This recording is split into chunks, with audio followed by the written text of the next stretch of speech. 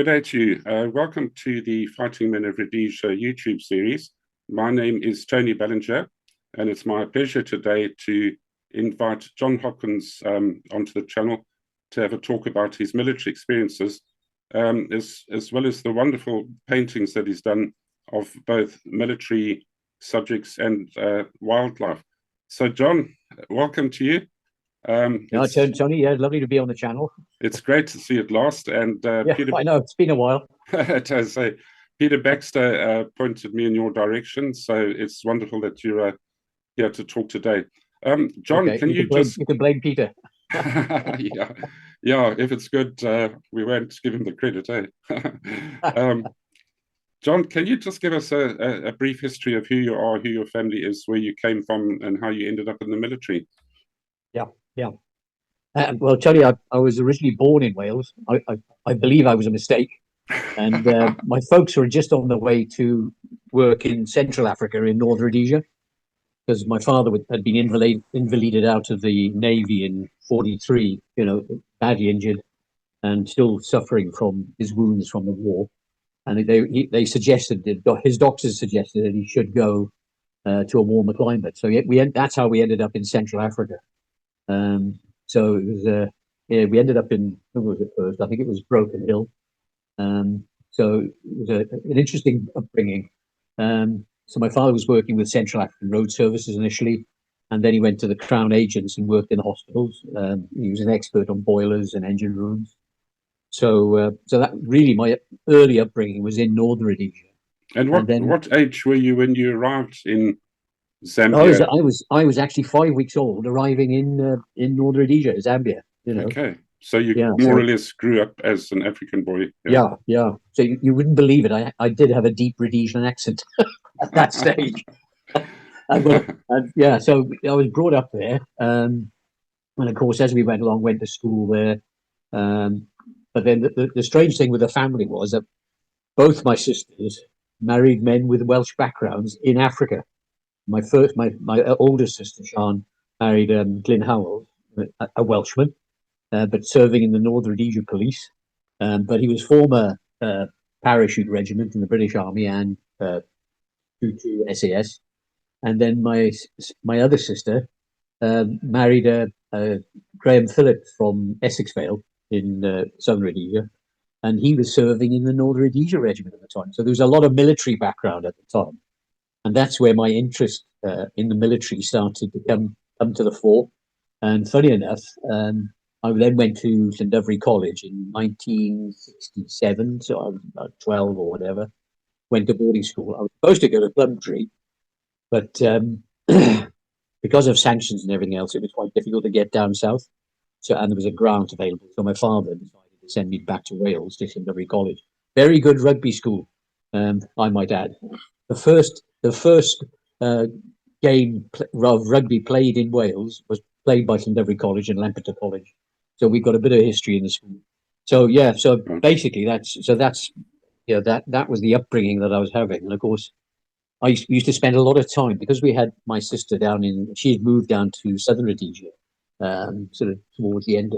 She'd done TTC in Bulawayo, and then she'd gone teaching down there. So we, as a family, used to go down there every year to visit. And I think Graham was serving in the BSAP in Big Tree, so we'd go and stay with them. So there's lots and lots of stories, going hunting with him and doing all sorts of things, and which was great. Funny enough, he was very interested in the history of Rhodesia as well, and of course the Matabele War, and, all the aspects of the war. And he knew where all the old sites were. So I'd go with him and Charlie Horst, who is related in a way through Graham. Because he married Pam Phillips, which was Graham Phillips' sister, because they lived on a farm in Essex Vale. And of course, Charlie Horst and Graham went to Plumtree together. So that's where I got my sort of interest in battlefields then, at quite an early age with them. I used to go out with them all the time into the Matopos, looking at all the old forts and all that sort of thing. So it was a very interesting period. I know we'll be talking about your artwork later, but had you started developing an interest in art at this point in time? Yeah, strangely enough, you should say it, because I reckon that my interest in aviation art and military art probably goes back to when I was about 9, 10, because I bought my first 2 models of a Spitfire and a MiG when we'd come back on leave back to Wales. And I bought these two models, and then I started sketching. And I've got sketches from that period that my mother kept. I never knew that she kept them, but I found them. And so I was doing Spitfires, Hurricanes, things like that. So in a sense, I had started doing military and aviation drawings, and later then painting at a very early age. So, and I believe when I was in St. College, so that would be the same period. And don't forget, my parents were still in Africa, so I was going back and forth to see them. And I found a huge pile of original illustrated London News magazines in their leather-bound, albums in a tractor shed in the school. And of course, I mentioned this to the English teacher, and in the book, and he got them put back in the library because he couldn't understand why they were in there. But in there were all these fabulous paintings, illustrations, I should say, of various, British Army regiments and Navy, fighting across the empire. And I was just using them then, and I was sketching from those for years. And then I became very interested in the Napoleonic Wars at the age of 14. I started buying the figures because I'm a bit of a war gamer as well, because I learned my history through my war games. And it was quite interesting when I did my O level, English civil war. I had a disastrous fail on my history O level, and then the teacher said, "Oh, they've changed the syllabus. You've got no chance." And I said to him, "What's the next syllabus?" He said, "Oh, Napoleonic Wars." I said, "Don't worry, sir, I'll get it." And I got a damn good result on it. So so it was that was the sort of upbringing I had. Really, there was all this military background, as well, And Graham and I, to this day, we still talk military whenever we stay. Sue and Graham are living in Botswana, so at a very interesting time. And then listening to Glyn then and his experience in the Paras, and I think he jumped at Suez in '56, and then he was also on the Green Mountain, Jebel Akhdar in the Oman. So he did quite a few ops, of interest. And then, how did you move from Zambia down to Rhodesia? What was the cause of that? Well, I think by '76, the economy in Zambia was changing drastically. And in the end, my father said, well, at this stage, they're taking money out of my bank account, to prop up the government. So that's why they decided. So they moved down in '76 to Bulawayo. So wow, that's not something that most people would have considered doing, moving into a country at war. Quite unusual move, that really. Yeah. And so my father decided to. Well, my sister was down in Bulawayo anyway, because they were living in Bulawayo. So my parents decided to move down there. You imagine I'd gone to teachers. After Llyn College, I'd gone to art college in Cardiff, and then I did a year's foundation there, and then I thought maybe I should get a teaching qualification behind me, because I don't want to starve as an artist at any stage. So that's what I did. I did a teacher's training course in Trinity College, Carmarthen. I was there when they moved down in '76, and I finished there in '77. That's it. I thought I'd try and get my probationary year completed as a teacher, and then go back to Rhodesia. And of course, as you were saying, the war had been going on. So I decided I couldn't get out of my contract, so I ended up going back in '79, because I was going back every year. I'd go back at Christmas and the summer holidays. And then I returned in '79 for good. And then I had this idea to actually do my call up. So I decided I'd try and get into the RLI as a trooper. Wow. Yeah. So I went into the office in the recruiting office in Brady Barracks in Bulawayo, and he said, "Oh, you've just missed." I'm trying to think of his name now. Major. I can't think of his name now. But anyway, he turned around and he said, "You've missed the call up." And he said, "You can do this course." He didn't really explain it. And he said, "Just sign here, and you could do this course in Gwello." I said, "Okay." He said, "You've got all the relevant qualifications," because I'd given my CV in. And he said, "You can do this course. There'll be an Osby coming up soon." So I just signed the paper, and next thing I knew, I was doing an Osby in '79. Yeah. Good Lord. And I believe, was it, that was a course that you were on with Peter Baxter? Yeah, Peter Baxter. 8 of us completed it. Right. Pat Lawless, who you've had on the series, Yes. of course, ended up as a brigadier in the British Army, Army Air Corps. Pat Lawless was our course officer, so we were lucky to have such a brilliant course officer and two outstanding course instructors. Colour Sergeant Marcus Wilson and Colour Sergeant Chris Miller. And they were absolutely superb. Can you name some of the other fellas that were on the course with you? Some of your other peers, apart from Peter? There was Roger Hayes, Peter Baxter, Chris McCleary, Don Garland, Fabs Conan, Hank Verdune, who was our American. Who have I left out here? Anyway, there was 8 of us at the end who were finished. Out of 600 who put in for the course, I think 12 of us got through, 4 dropped out. So 8 of us got through. Wow, that was a full 13 months, was it?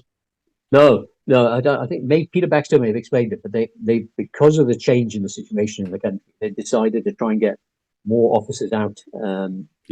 Because we were having to try and sort things out.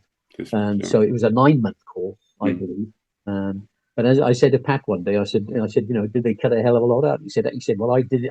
I sorted the course out for them. He said, we left all the tough stuff in, and he said we just got rid of the dross that could be done at a later stage. Yes, well, I should imagine they would remove stuff like military law, all that sort of stuff. Yeah, and we tended just to do the very basics then. Yeah, and if you can't learn your role in 9 months, you're pretty thick, basically. Yeah,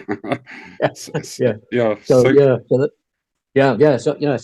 we, as you know, we did the Osby, strangely enough, and that was an interesting period. And they wanted to know why I wanted to join the army. And I was going, well, I just wanted to see how I could cope with the situation, which was more than anything. I wanted to see if I could cope, because we know it's under great stress when you're in those situations. And funny enough, on the officer selection board, there were 2 corporals from the RLI, and I can't remember their names now. But anyway, at the end, they called the names out who had passed the course.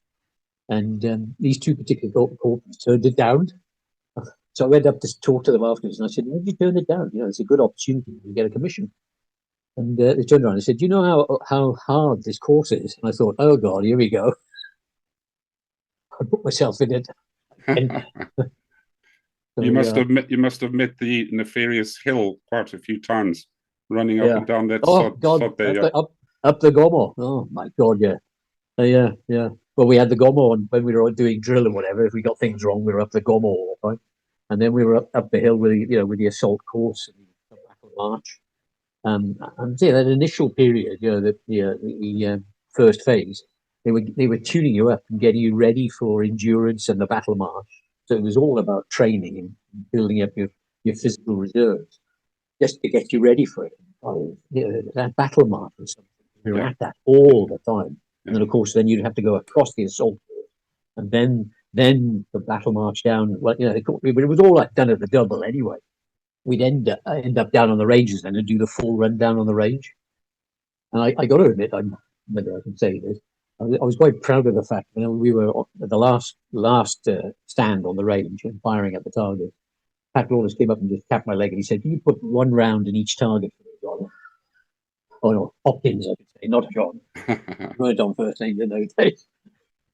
So I put a round in each target. I think it was just to make sure that every target had a hold of it, But that just the battle march itself was a hell of a thing. Of course, the poles, the whole physical side of it, and then we had to take the previous course's monument up to the top of the hill. Yeah, and we carried it. It was so big; it was a solid piece of concrete. So the 12 of us had to carry this thing on a bed stand to get it to the top of the hill and put it in place for them.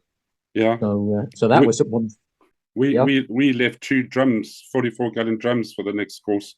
One was called Felix, another one was called, I forget what it's called. Yeah, yes. But my mate Charlie Pope, he was so angry at the end of the course, he went and put his bayonet through it a few times when we passed out. But anyway. Yeah, I bet. So at the end of that course, you passed out as a second lieutenant, and then where were you posted to, John? Well, I was lucky actually to be posted to 1 RAR. So I was then 3 platoon commander with A company. Major Ron Marillia was our OC at the time, when I first got there. So that was it was a really interesting period actually. The I think my first job was they sent me down to the western border, Matabeleland. So I was operating basically. You imagine now this is post-independence now, and there was a lot of problems with trying to get all the arms caches. There were arms caches all over the area, so we were having to try and find these and bring the arms in whatever state they were. And so I was operating from Cholocho. We had our camp in the police camp there, and we would operate right to the north in that huge forest. Can't remember the name of it now. That was just south of the Wangi Game Reserve, and then we'd cover that whole area. Spent weeks looking for arms caches. I had a platoon of dissidents, mainly Zipra, funny enough, because they were operating in that area. Wow. Who were then pinpointing where these weapons were. And of course, we'd come across the stuff we were coming across. We found my sergeant, my platoon sergeant, a pilot, brilliant man. This old man came out of the village one day with a bag full of plastic explosives. We looked at it and thought, that's it. So we just took it as far away as we could and blew it up in the riverbed. And this was happening continually. You can imagine you had RPG-7, which had been lying about for years, totally rusted. So we were blowing stuff like this up all the time. That was one course I did enjoy, actually. Do you think that was a political decision by Mugabe to disarm the Matabele? Because I think he knew in his heart that conflict was coming with Nkrumah, and he must have known that there were tons and tons of ammo lying out in the bush. Actually, thinking about it now, what you just said, you're probably right. Yeah. Let's get it out of the bush, because I spent ages and we brought in a ton of stuff, loads of stuff. I've never heard of a similar operation in Mashonaland, so it's quite possible that was. Right, yeah. I mean, I could be wrong. If any of the viewers could correct me, but it would make sense. It would make sense for Matabeleland, wouldn't it? Yeah, very much so. And of course, you're also stopping gangs getting there, and it was something that we were doing all the time, actually, the whole period when I was with my platoon. So, and from there, we went from Cholocho all the way down the border to Plumtree, and we were still picking up stuff on the way down, and then from Plumtree, then we were going down as far as Point. We were going way south, and looking for arms caches. I spent weeks doing it, absolute weeks doing it. Wow. Yeah. And then of course, Ntambani kicked. No, I think I returned. I think that was it. I'm trying to think of my sequences and what actually happened. We're all getting that much older now that we can't remember. But, absolutely, yeah. Oh, yeah. And anyway, that's it. Yes, Ntambani kicked off in November, and we knew that there were rumblings coming, and it kicked off in November, and the battalion deployed. It's an interesting fact about the whole thing is that the government was trying to disband one RAR, and McKenna, Lieutenant Colonel McKenna, Mick McKenna, apparently just turned around and this is what I've heard, that he just turned around and he said, I'm not disbanding the battalion. He said, you've got big problems in the future. He said, you need a regular battalion on standby for any trouble. And we just stayed put, and I know that he did have a meeting with all the officers, and he said, can you just give me another year? Just give me another year. Because a lot of guys were deciding to retire or leave. You imagine what it was like, and so a lot of guys. Did he say that to Mugabe before the Ntambani event or after? I think this was before Ntambani.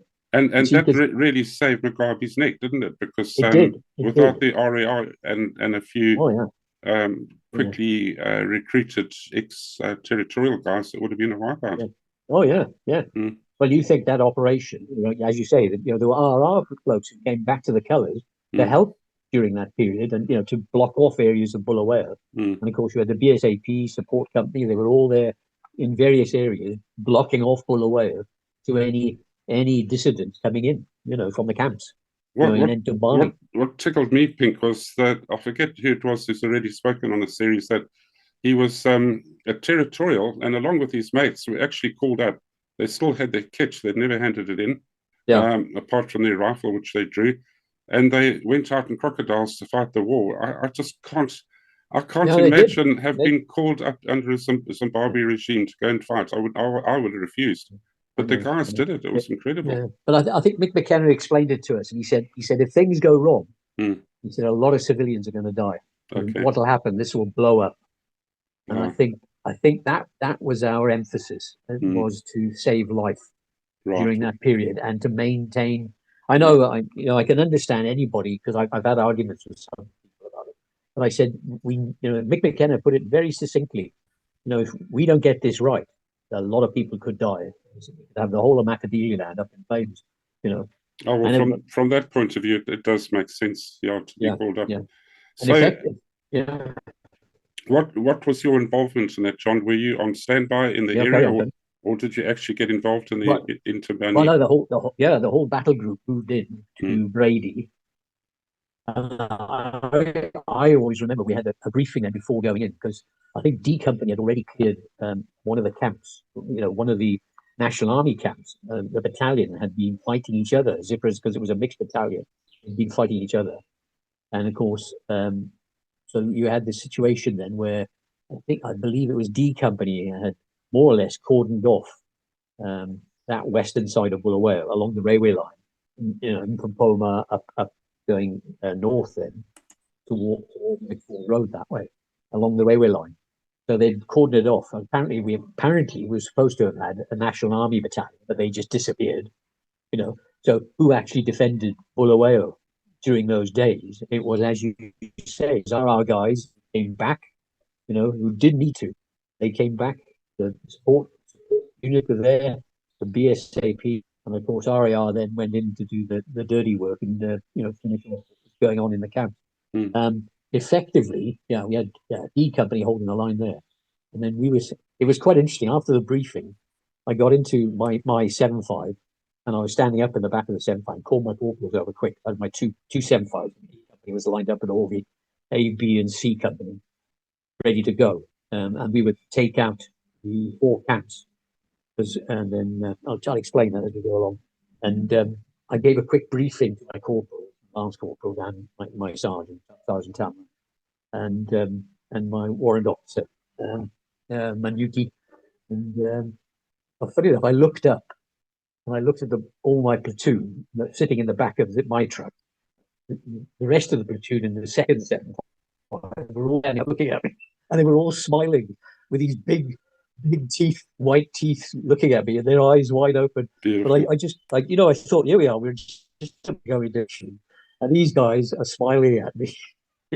All of them were looking intently at me. It was brilliant. It was actually a brilliant moment.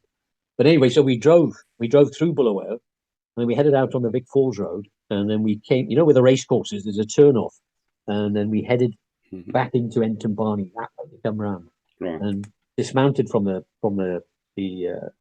7.5s, all our vehicles, and then the companies went in through the dead ground up to the ridge just to the side of Ntombani, looking down onto the first 2 camps.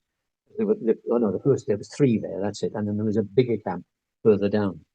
So what we were going to do, we were going to put in a phased attack. So the 2 companies were going to go in, take the first camp, and then C company phase through it and take the larger camp further on. So we were going to swivel around through the eastern side of Ntombani. And what numbers were in the opposition? How many do you assess were in those camps? Well, we reckon there was anything from 3,000 to 4,000. Wow. In the camps. They were all shooting at each other, and they were, there was all sorts of things going on. There was rounds going everywhere. So we were getting ineffective fire coming in, apparently. I was so busy listening to my radio and watching what the platoon would do. That's what Chom's feet were doing after. So your objective was to split them up or to attack them, or what? We were going to fight. We were going to fight through the camps. Yeah. Effectively, A and B would go into the first 3 camps and clear them, and then C Company would come through and move around and attack the 3rd camp. So we'd have covered it. We thought that D Company was on our right, actually defending our right, but they were still, according to somebody I was talking to, they may have still been on the railway line, but they were going to, they were sort of covering our right flank, and we had support company on our left.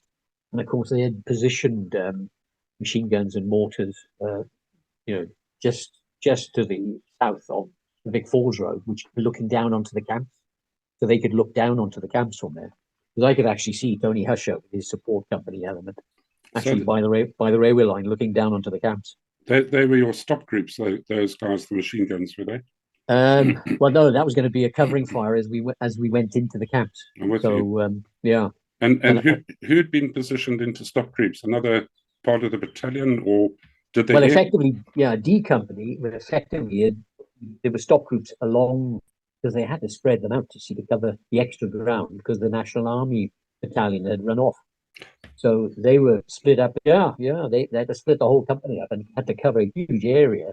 But they just put the stop groups. You had stop groups along there, and basically, support company had formed stop groups to the north of the camps.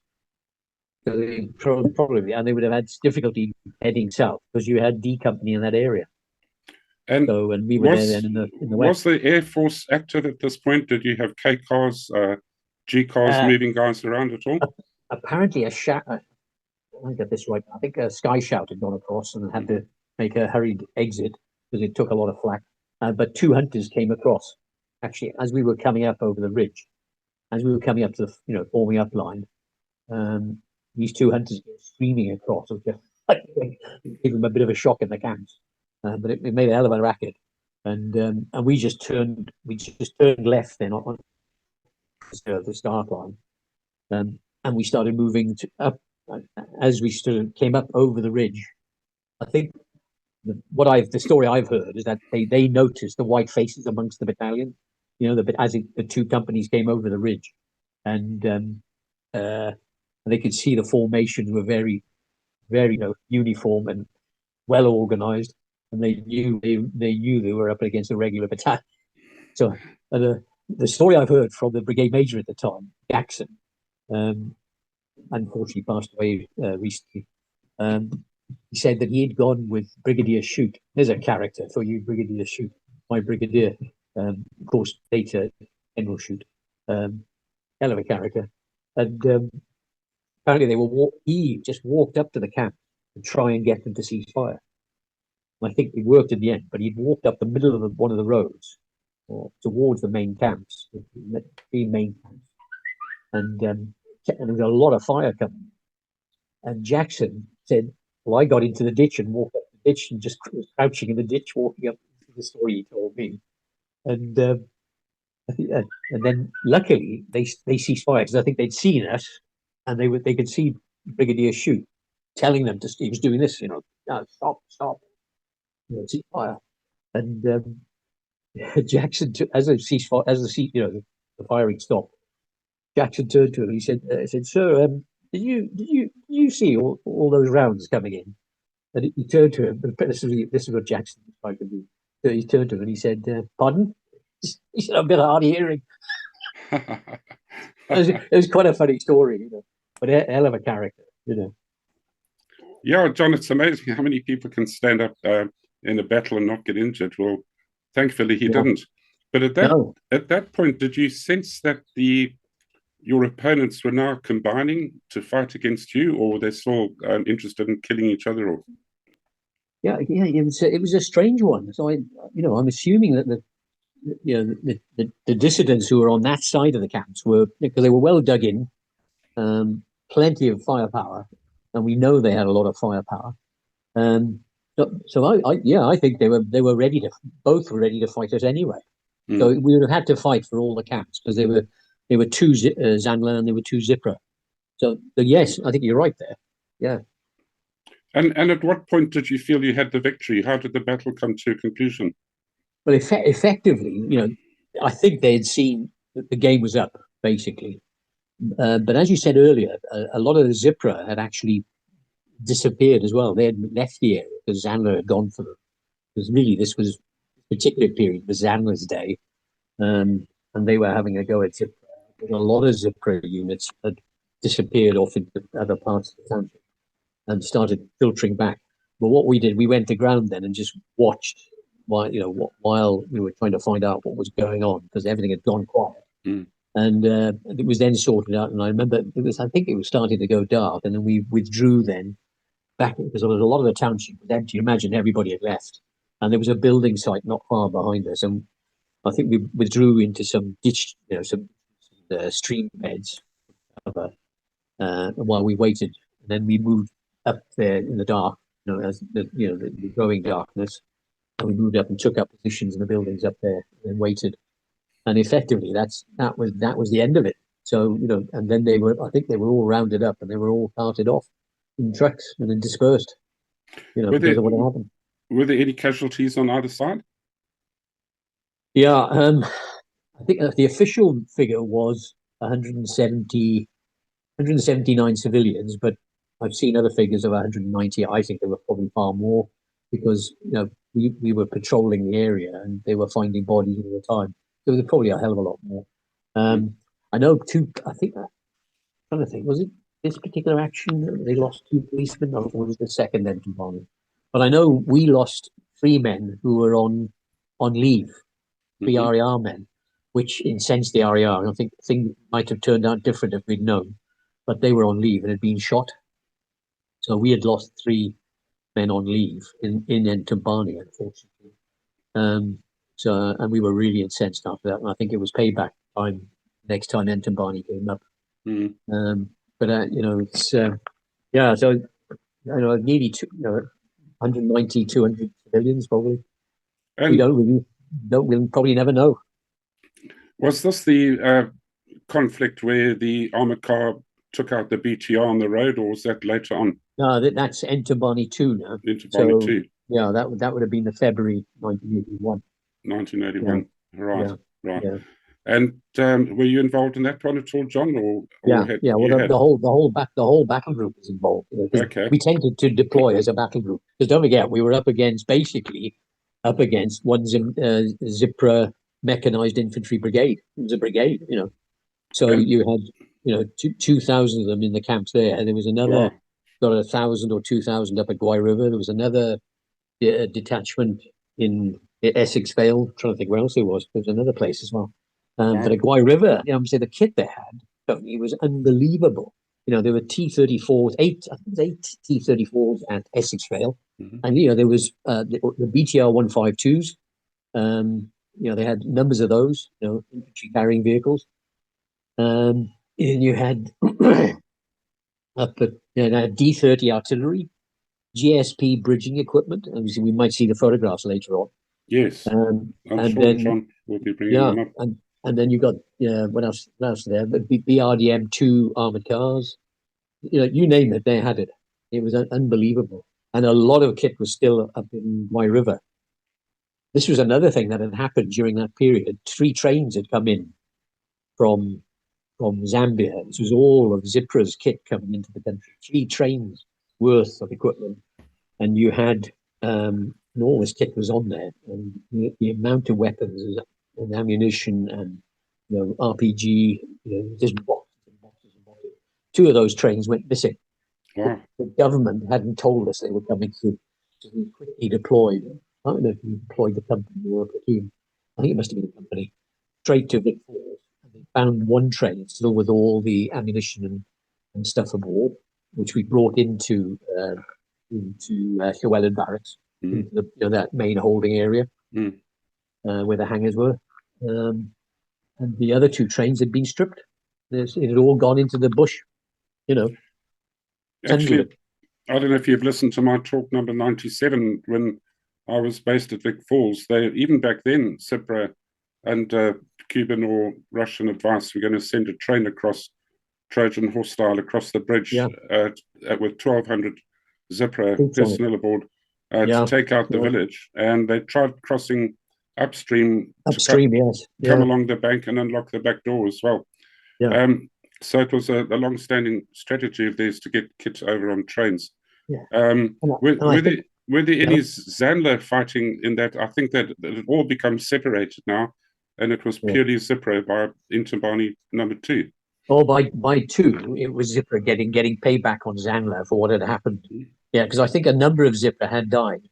Zandler had lost. I can't remember the exact figures, their casualty figures, but Zandler had lost a number. But I think Zipra had come worse off. Of course, they were looking for revenge now, and of course, really, their original plan to take Zimbabwe was still on the cards. Mm. And this is what Lieutenant Colonel Mick McKenna realized. Yeah. He knew this. And effectively, if we had not been there, I don't think they would have stopped it, because you'd have had their armored brigade, basically. I think it was an oversized armored brigade, to tell the truth. Yeah, And, well, the briefing yeah. I got at the subjock at Vic Falls, a brigadier came up to brief us. He said between Chirundu and Vic Falls, it was upwards of 20,000 that would be coming across, and that scared the heck out of us, to be honest. Yeah. Well, that was Op Zero with the Rhodesian SES when they dropped, towards the end of the war, where they dropped all the bridges. Yeah, that's right. Zipra couldn't move. Yeah. Couldn't move their tanks. They couldn't move their vehicles or anything, and that stymied them completely. But the plan was they would cross, as you say, at Vic Falls or upstream, and then they would come down the main road towards Bulawayo, and apparently they were going to take a shortcut across country somewhere. Yeah, through Gwando.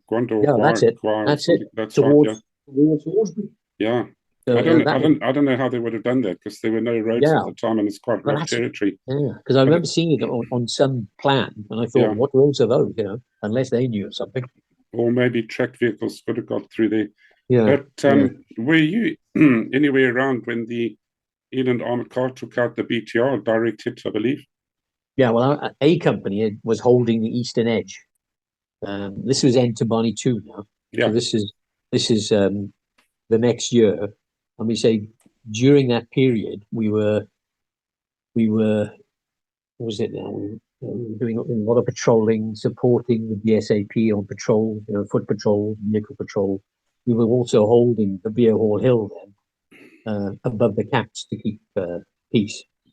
And we were all taking, doing a rota of a week each of the companies. So all this was going on.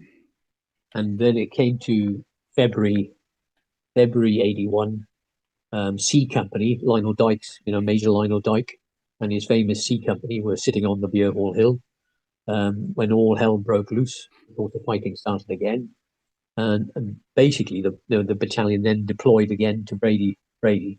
A Company held the eastern edge, so our platoons were holding the two roads, going to Essexvale, basically where the T-34s and the BTR 152s would have been coming if they were going to come into town as they did. I'm trying to think now. B Company deployed enough to the railway line again to block off the city of Bulawayo again. The B Company was holding there. I think there were elements of support company. By this stage, we didn't have the 106 recoilless anymore, because the South Africans had already withdrawn them the previous year. So we had 75 recoilless, 75 millimeter. That's China. I think all captured Chinese recoilless rifles, and they were mounted on the 2.5s.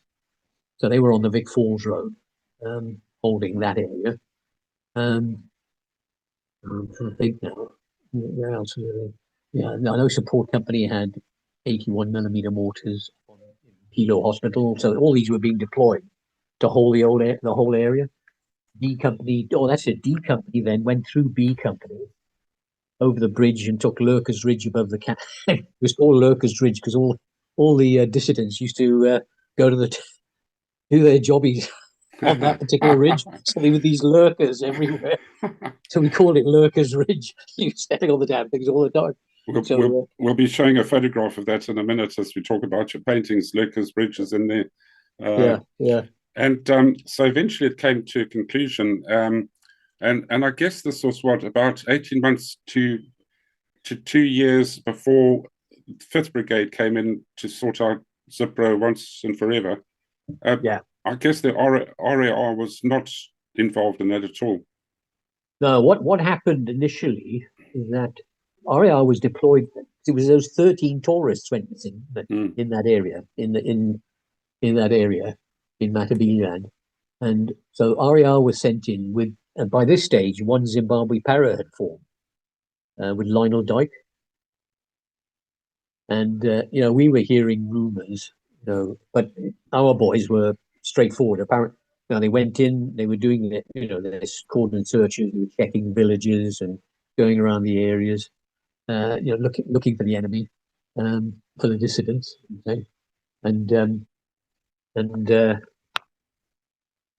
basically, Mugabe pulled one RAR out, and one Zimbabwe para, because he thought we were too soft on the Matabele.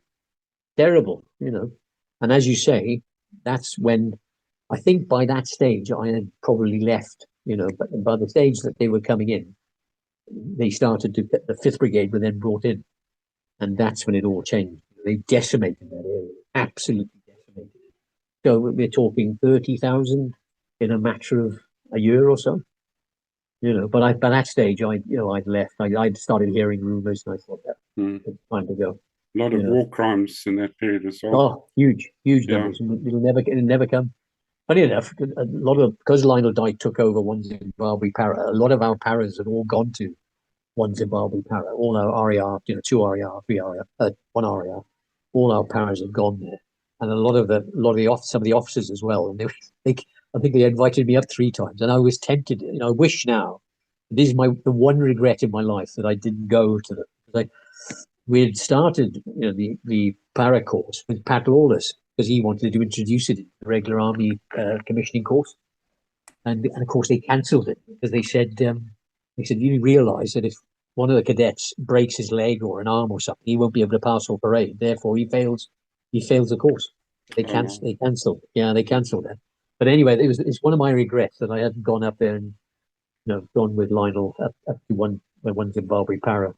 Yeah, so that was the situation, you know. And strangely enough, because then I think Mick McKenna, imagine we're still doing all sorts of patrolling, vehicle checkpoints. Funny enough, our 2IC, Rhodey Robinson, was former Royal Irish. Oh no, I think he was Royal Irish, I think, in Northern Ireland during the Troubles. And of course, there's the way to do vehicle checkpoints the British way.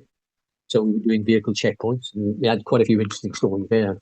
I pulled in a Zipra MP, because at the time everybody had to carry their license and ID, and this bloke had turned up in the roadblock with the 2 African constables. When they asked for ID, no idea. When they asked for his license, for his weapons, he was denying it all. They said, no, he's got, you know. And they came to see me then, and but this time they had sent him through, but they said, he still believes he's got, and he was calling them all the names under the sun. Right? So I'll keep this short, because it's quite a funny story. But anyway, I said to them, I said, what's the situation then?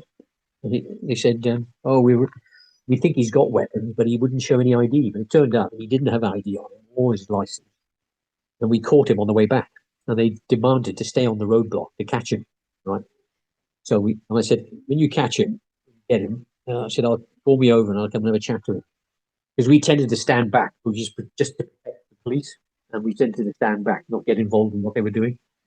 And of course, we had stop groups out as well. So anyway, he stopped him. So anyway, I went over. I asked him twice nicely if he'd hand over his ID, and I was getting all this. 3rd time, I said, right, out of the vehicle, and your driver. And I said, be very careful about it. And so anyway, we had him stretched out over the vehicle and this other guy, and searched the whole vehicle, you know, and came up with the weapons. So we just kept him for about 4 hours. We sent the weapon. We were very casual. Sent the weapons off to Central to find out if they were correct. Anyway, Central then hurtled over with a police car to bring the weapons back, and I just gave him a right ear wigging and said, you know, it's about time you behave properly. I said, you're the servant of these policemen, not the other way around. I said, you don't treat policemen like that, and it sets a bad example. Yeah. I suggest you bugger off now. So it was. I think it was. I got back to Bethune barracks a few days later, and I get called into the CO, and the adjutant, Tony Clark, and Mick McKenna are sitting there in the office, and was the usual thing: knock at the door, salute, walk in. So Tony Clark starts reading the sheet out. Right, so I'm at this point now. I'm petrified. What's happening? Oh, you did this, and this in the roadblock, and you did this. And in the end, Mick McKenna turned around. He went, "Oh, for God's sake, bugger off! Well done." It was quite a funny episode. Yeah. But yeah, it was a terrible time. Yeah, but we had to be there. We had to do it stop those casualties and the mayhem that would, because it would have been the second civil war, Tony. That Yeah. would have started. It would have been. I think if we hadn't been there, Zipro would have taken Bulawayo, probably Yeah. at great cost, right? And then they would have headed. They would have headed for Salisbury. In hindsight, there might have been a better option to Mugabe. Yeah. Maybe we fought on the wrong side, eh? Yeah. Because in Como spoiled his pitch when they shot down the those aircraft. But yeah, it was a strange period, and of course, then I became adjutant. I think in April, because Mick McKenna was leaving, and a number of others. Tony Clark was leaving. He decided then to make me adjutant. So, and I had a great assistant, Gilbert Checo, who had been made up to a lieutenant, and he was brilliant chap. Funny enough, I had an email from his son last year. He said, "You know somebody called Gilbert Checo from 1RAR?" I said, "Do I know the man?" I said, "He was my assistant. Brilliant man." I said, "I couldn't have done the job without him." So it was lovely to hear from the son, So what was your final rank, John? Captain? Well, I was made up to captain. I think Yeah. first. I think Peter Baxter was a bit miffed that I was the first one to be made up to a captain. I think. But funny enough, I was actually, I think, the second oldest officer cadet to do the Guello course, regular army course. I think. Because I must have been 25, 20, I was quite old for tonight. They were calling me grandpa. Oh, yeah. I was 21 and they were calling me grandpa. No, bloody. There we are. Yeah, because most of them are 18, 19. Yeah. I think Chris McCleary was the next, who was the sword of honor. He was probably the next oldest to me, but I beat him by about 3-4 years. Due to time constraints, we're going to move on to your artwork now, unless you have anything else to say on Ntambani 1 and 2. Otherwise, I think we'll move on to the art side of it. Yeah. I think the only, as you mentioned, I think it was like, Lieutenant Colonel Mick McKenna said, if we hadn't have been there, it could have been a totally different picture. It had to be done. So men risked their lives in a way, to maintain, the country that we didn't want to see happen. In the way that it has, but it saved lives, in chaos. Well, I guess if I'd heard that speech, I would have volunteered as well. So